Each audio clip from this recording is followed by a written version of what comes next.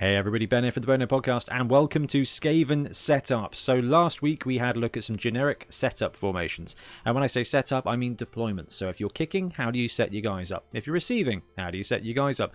The whole point is that we looked at some of the most common formations, and kind of why you deploy that way, and what the next step is. And the next step for us is to go through the Blood Bowl teams that we have, all 29 of them, although by the time we finish this, we may have another one, who knows, and look at some kind of tweaks and some hints for deployment with and against these specific teams. And the whole point of this is to level you up a little bit. Maybe you're thinking, man, I'd love to run Skaven. You should. Or you're thinking, my best friend has just picked up a Skaven team. What is he likely to pull off? This video is going to help you with the first stages of every drive, that deployment. We're going to talk through some of the strengths and weaknesses of certain deployments, certain formations, kind of how to win with them and how to win against them. Put it to the Patreon to ask them what teams to start first with. A good amount of people mentioned Skaven, and therefore as a massive Skaven coach, I thought, why not start with Skaven setups?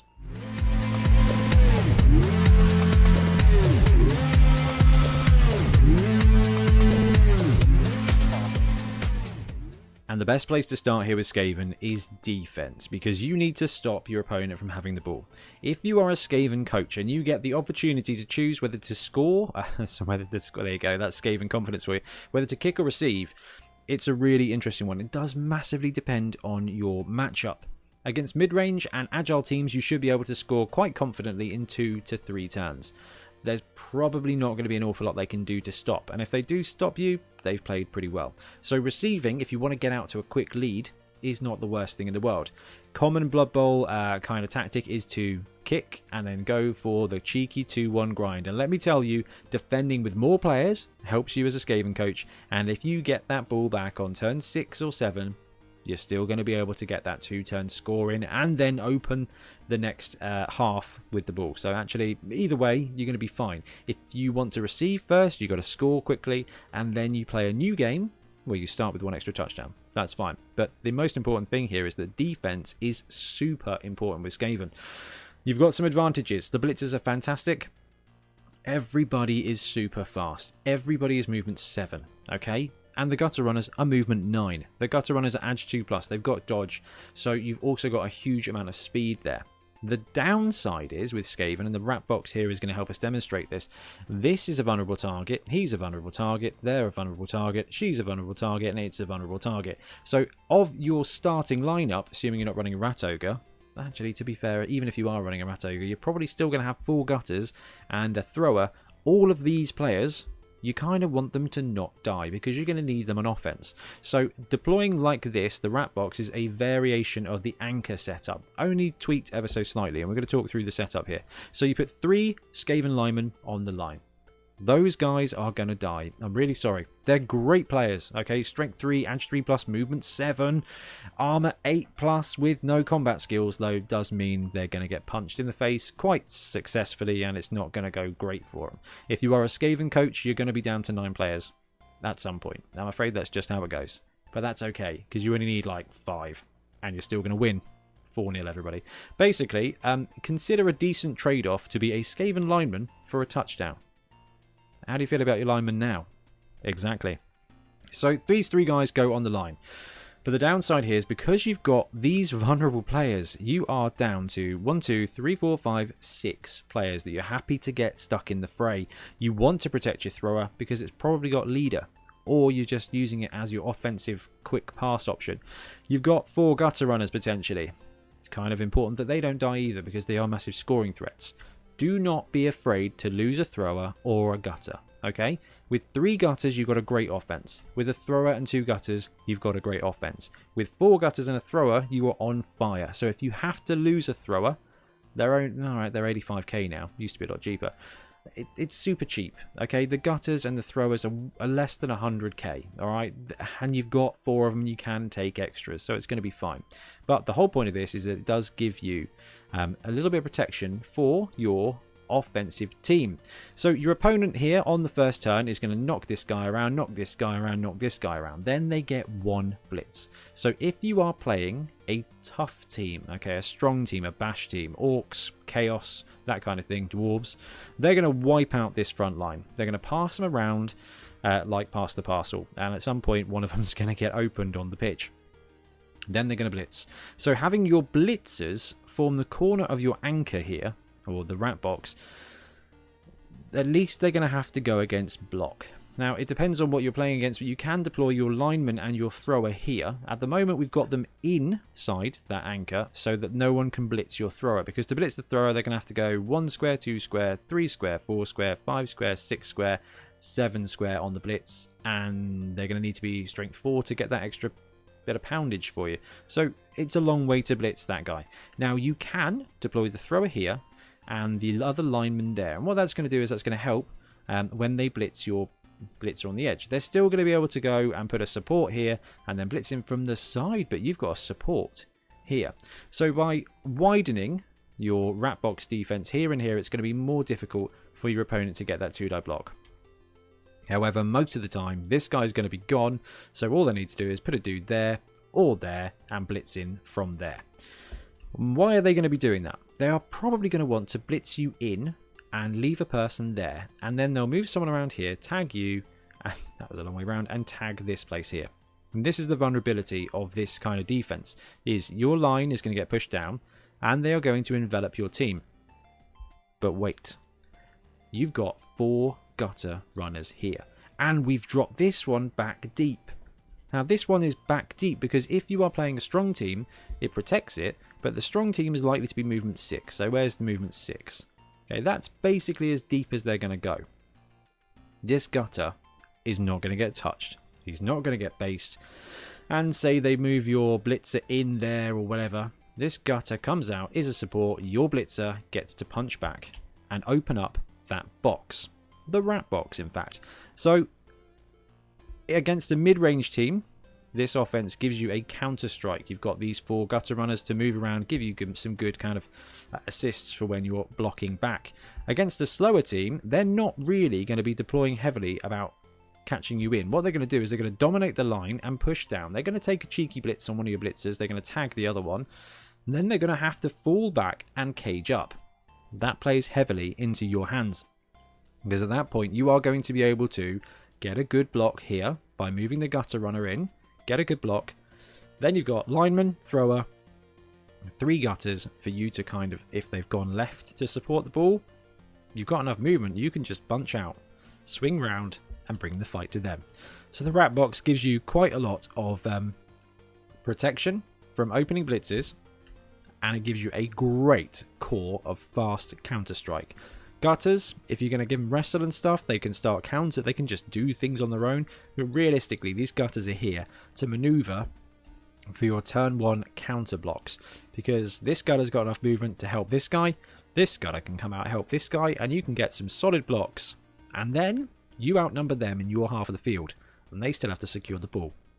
So the rat box is really good if you are playing the dash game against a bash team. Okay, if you're playing a heavy mid-range team, humans, orcs. If you're playing a bash team, okay, ogres or just chaos or just something that's likely to hurt you, the rat box gives you a good chance to survive being punched in the face and gives you a kind of good team to counter-strike with. Now, if you're playing against fast mid-range, if you're playing against an agile team or a stunty team, basically a team where you are majority of the time stronger, then the soft center defense is going to give you a good chance to do that. So first things first, you've got 3 on the line. You're always going to have 3 on the line. It just means that against an agile team, that line might survive a bit more, because we've seen this with some of the setups that we've looked at. They won't always put their combat players on the line against you. They will want to keep them in reserve so they can blitz and make a hole. So the vulnerability of this defense right away is if they take out this player here, they do create a running lane. But that's fine. We are talking about a bash team here with Skaven, and never would I run gutters straight down the middle. Watch out for pro elves. Okay, if they take this player out, if they heavily deploy here, they can filter catches through. And the thing is with pro elf catches, one there gives them deep scoring threats. Because of Nerves of Steel, doesn't matter what you do, they're going to have that opportunity. But you've got a ton of players here so that you can kind of defend against it. You've also got a ton of movement in these gutter runners. They are going to be able to cover the entire pitch. And you've got a blitzer here and a blitzer here that has got a 7 square range. Okay, so what's that? 1, 2, 3, 4, 5, 6, 7. Okay, they can strike anywhere here. Alright, and you've got your gutter runners to tag anybody else that goes through. So don't worry too much about a breakthrough in the middle. If you are worried about it, you can just take a gutter and put it here. Take this gutter and put it there, and you will have a bit more tackle zones. I like pairing the gutters up here, because even if they knock the line out, or push it back, if they want to blitz through your gutters, if they want to blitz a gutter, you will have one in support. So that will almost make up for the fact that they're strength 2. Most players that are solo blitzing a gutter runner are going to get 2 dice, and anytime you can kind of make that a little bit better, it's probably something to consider. So pairing up your gutter runners there is more for their protection than anything. But if you think about this setup, they take out the line. This here is the only open square. They're going to get 1 blitz. If they take him out, these are protected and these are protected. Okay, so your squares are all covered. If they take the thrower out, they're going to be able to run down the side. So watch for that. They are probably going to go for a side blitz if they want to open anything up. And even with an agile team, though, they are going to have to spend some time protecting and collecting the ball. They're going to have to spend some time dominating the line of scrimmage. If they create a beachhead on your side of the team, if they go for the side cage technique, they're probably going to strike through your thrower here and then fill out here. The rest of their team is still going to be here. Some of it's going to be deployed on the line, and some of it's going to be the ball team.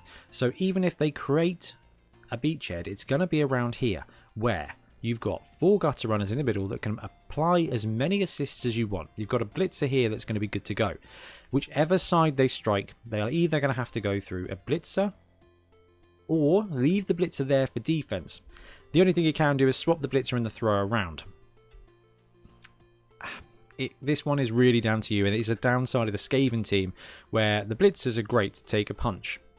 This is a vulnerability, but if you put your thrower right there, then it's going to become a target.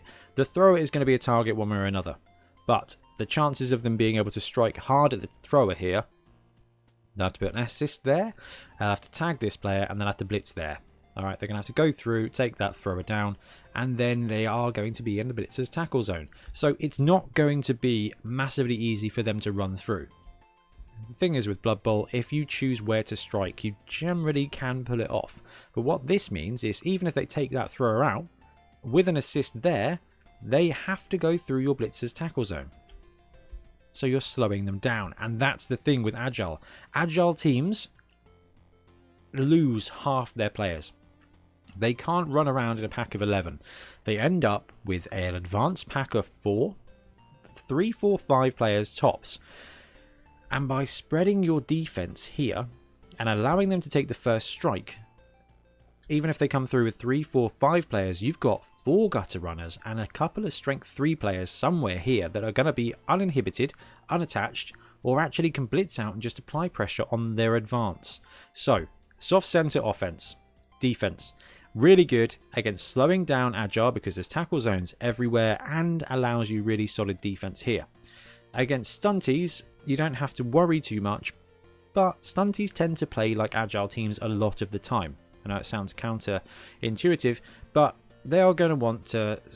They're just like a slow Agile team, okay? They've got the vulnerability of an Agile team and the speed of a heavy team, basically. So they're going to open up, and then you've got gutters to take advantage. Now, with this one, and with the last defensive setup, you've got these gutters, and these gutters are so important for the blitz. Okay, so they're 3 away from the line. That means that they can run in up to half the pitch on your opponent's side and put a square where the ball is going to land. You can either try and catch it and steal it away, or just put tackle zones on the ball, and you've got your blitzers disengaged here. So if you roll a blitz, you're going to get 4 players. Thrower stands in, blitzer makes a hole, gutter comes up, and it's just going to cause hell for your opponent. And the last defensive formation to look at is the column defense. So we've seen a way to protect yourself against a heavy team, and we've seen a good way to spread and stall against an agile team. The column defense is a really tricky one, and it has a ton of vulnerabilities, but it's important for you to learn because one of the greatest strengths of Skaven is that movement. And the column defense can be a very useful tactic. So this is going to be useful against a Rage and Cage team. Okay, some team that is going to be slow and brawly. But it can be really effective against most teams that have to cage. So you can set up like this. The same thing is true, that front line is going to go away. You've got a massive wide open space here. But any team that you're likely to use the column defense against just means you can pincer movement, and you've got this movement. So this blitzer is movement 7. 1, 2, 3, 4, 5, 6, 7. That is more than half the pitch. That blitzer there, if it's not tagged, can swoop in and counter-strike anywhere. And you've got 2 blitzers, 1 each side. The most important thing to bear in mind here is that all your gutters are kind of protected to start with. But your vulnerability is that these guys here are open for a jolly good blitzing. And if you are playing against a frenzy team, so be very mindful of this, boop, boop, boop, blitzer's gone. Okay, be careful of that. If that's going to be likely to be the case, move the blitzer in and potentially move the gutter in and just allow them the side channel here. The beautiful thing about the column here is that you've got movement 7 on everybody. So if they get the ball and they cage up over here, everybody just moves across. You go column 1, column 2, column 3, and you just make them fight you for it. 1 blitz per turn. It's not as effective with the Skaven team because your linemen are Edge 3, not Edge 2. So the elf column is superb because they can just fall back and cycle your players, so they only get to go 1 square, 1 blitz a turn. This column defense is reckless for Skaven, but if your opponent needs to score in 4 or 5 turns and you're willing to sacrifice some linemen and maybe some players, this is actually going to be able to help you keep the opponent at bay. So if you have scored, if you're 2-1 up, whatever, if you're 2-0 up, doesn't really matter at that point, but if you just need to stop them scoring and you don't mind losing 3 players to it, column defense is going to allow you to just stack bodies in front of their cage and they're not going to get through. So I love Skaven because you can score like no one else. Okay, the key to Skaven is a successful defense. We've looked at that. All you have to do is stop them, pop the ball out. You've got a ton of players with huge defensive potential. Movement 9, dodge, beautiful stuff. But you do need to know how to score on offense. And to be honest with you, the majority of the offensive setups we looked at in the other video is going to be really applicable for Skaven. But a good generic one is going to be the 5-4-11. Okay, it's a slight tweak to the 5-4-2 in that you tend to only have 1 thrower when it comes to Skaven. They're expensive. Oh dear, just throwing that around like a crazy person because that's the wrong window. Your thrower is going to be the most important player. Now this offense here allows you to take the line of scrimmage. So this is only going to work against a lightly deployed line of scrimmage defensive team. They know that you are Skaven. There is a good chance that they'll deploy heavy on the line, in which case you don't have to commit. You can stall off, or if they do deploy like this, 5 guys on the line is going to give you some good options. So I need to do this. Nope, this. Yep, change the color. So you've got 5 guys on the line. They're not all there to punch things. The ball is going to end up somewhere here, and you've got a thrower. That thrower's got movement 7. That is 1, 2, 3, 4, 5. It's just everywhere, okay? This is just flipping everywhere in the backfield, and you've got 1 lineman to bodyguard it. If it isn't a bad sitch and you're playing against another agile team, you've got gutters that can either progress forward or swoop back and defend. And with 9 squares of movement and 2 movement 7 players, you're going to be able to secure that ball.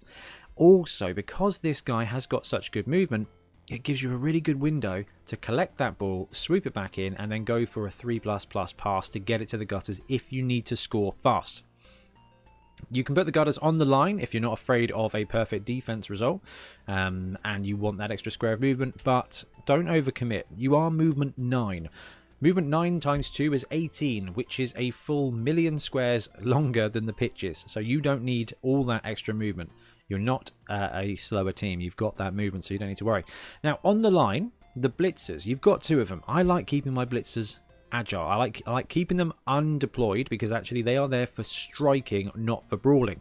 However, they're the most likely player to receive guard on your team. So if you look at this lineup, what you can do is put a center, so put a lineman in the middle, supported by 2 blitzers, and then 2 linemen. And what you can do is use this blitzer here, and you can free up these 2 players by being clever with your blocks. Now let me see if I can remember this. So you can lineman here, block him up, and follow to there. Alright, you've got assists here. 2 dice with no skills, not great, but 2 dice with no skills should be fine.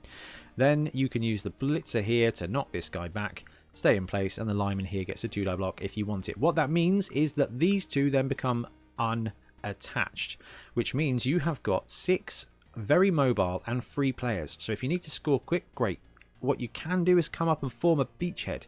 You've got a couple of gutters, you've got linemen to help screen. If you want to go for a screen, that's the best way to do it.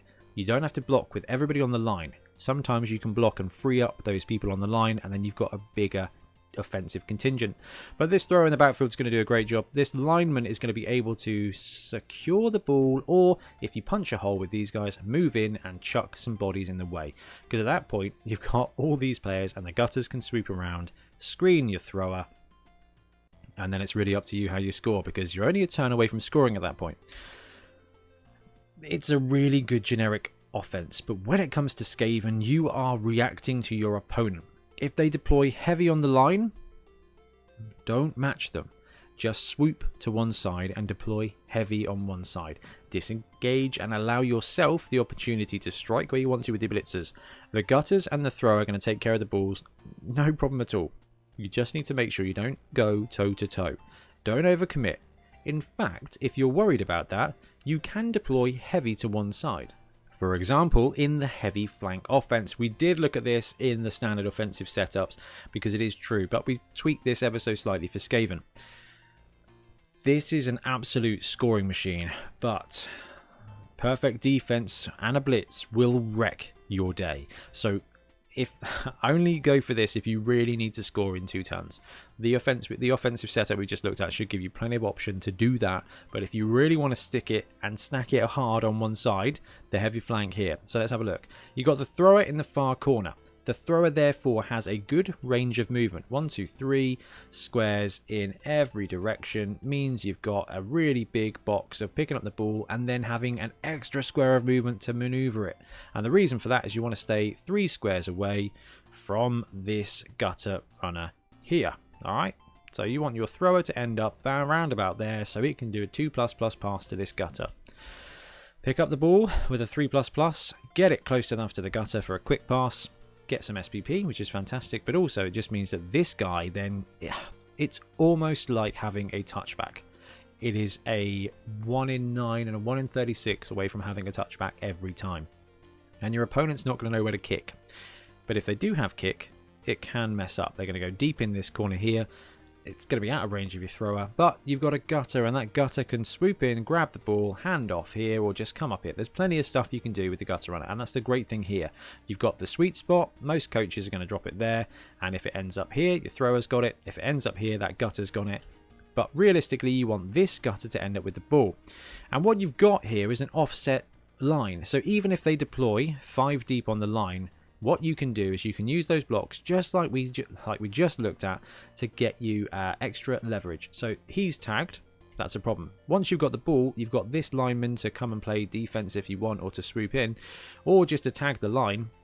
You want to block this player away and free up this entire contingent. Because let me tell you, if you've got 6 Skaven players, you are going to be able to create a really good beachhead.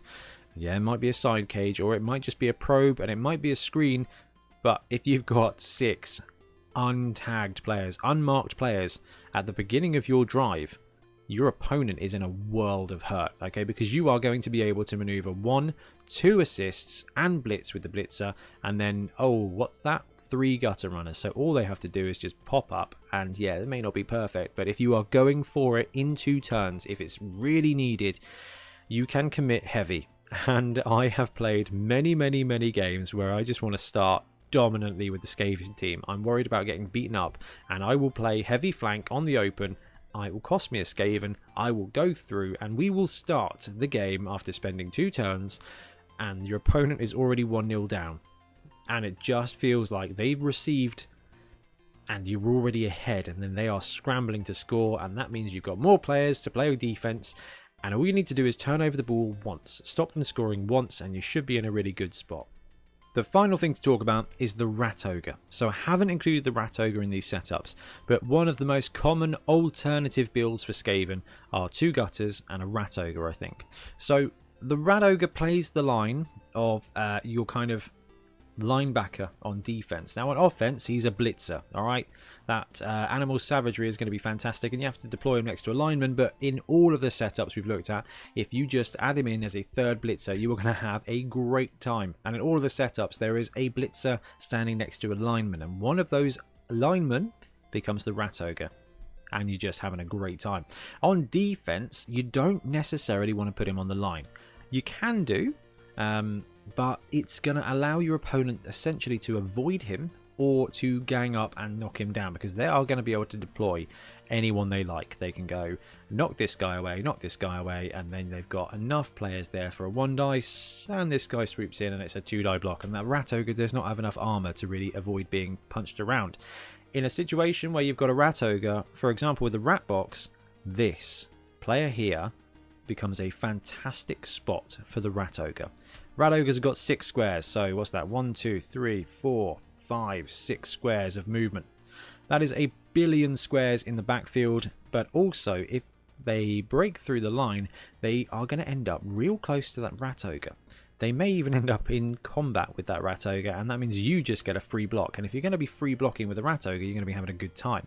But more likely, it means they're going to tag here, and then you just get to choose a dude to go and murder with that Rat Ogre, because he's going to get 2 dice, he's got Claw, he's got Frenzy, no, he's got Mighty Blow, and you're going to have a great time. So I like the Rat Ogre. It helps on defense. Once the ball comes out, it helps a little bit less, but if you want to stop your opponent scoring, the Rat Ogre is great. If you want to turn over the defense and score yourselves, then having more gutter runners is going to be effective. But in all of these setups, that Rat Ogre forms the role of a third blitzer. Go for a center strong point, because you can use his movement to get exactly where you want him to be. On offense, just you deploy him on the line and either have some supported blocks on the line to win the attrition battle, or use him as a blitzer to punch a hole, because two frenzy blocks with 2 dice is going to do a really good job of freeing up some space, especially because 2 pushes can put somebody really out of position, and then you've got a whole heap of great players that can swoop in and take advantage of that. Anyway guys, I'm going to wrap up this video here. Please let me know what you think of the Skaven setups. Obviously we've not gone through all of them, but kind of tried to key in on some of the things you should be aware if you're playing with or against Skaven. Let me know what you think, and let me know what teams you want us to do next. We're going to do them all, but the order is going to be down to you guys watching. So please let me know which team you want to see, and we'll be back tomorrow with more Blood Bowl content. Happy blocking. Thanks very much for watching. We really appreciate your support. If you want to support the show even further, please like and subscribe. It really helps us out. Or come and join us in our Patreon, link below, where you get early access to our content and monthly competitions. See you later.